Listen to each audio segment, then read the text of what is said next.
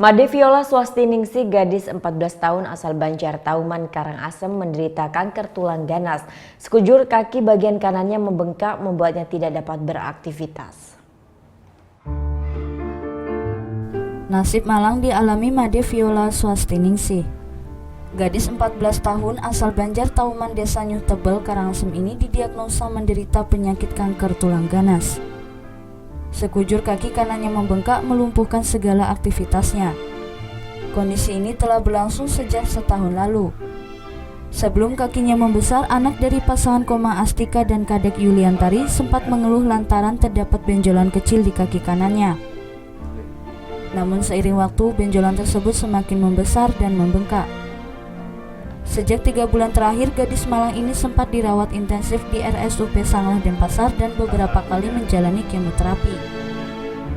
Namun saat ini ia hanya dirawat di rumah saja lantaran kedua orang tuanya terkendala biaya pengobatan.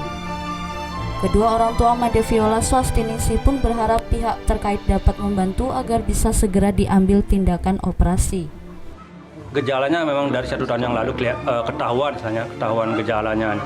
Gejala istilahnya bengkaknya gitu. Tapi untuk membesarnya itu kan sedikit demi sedikit dia membesar itu.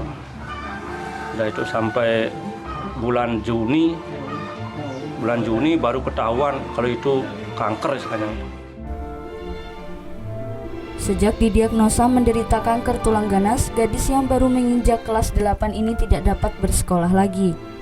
Padahal gadis malang ini masih dinyatakan aktif di SMP Negeri 1 Manggis. Pertama, tiba-tiba benjolan. Terus kan dulu kecil gitu, lama membesar. Udah berapa bulan adik nggak sekolah? Udah 3 bulan. 3 bulan nggak sekolah, hanya bisa berbaring aja ya. Iya. Kangen nggak sama teman-temannya yang? Kangen. Kemarin udah dijemput. Saat ini Made Viola Swastiningsih masih dirawat intensif di rumahnya, sembari menunggu uluran tangan pihak-pihak yang dapat membantu biaya pengobatan. Tim Liputan melaporkan untuk NET.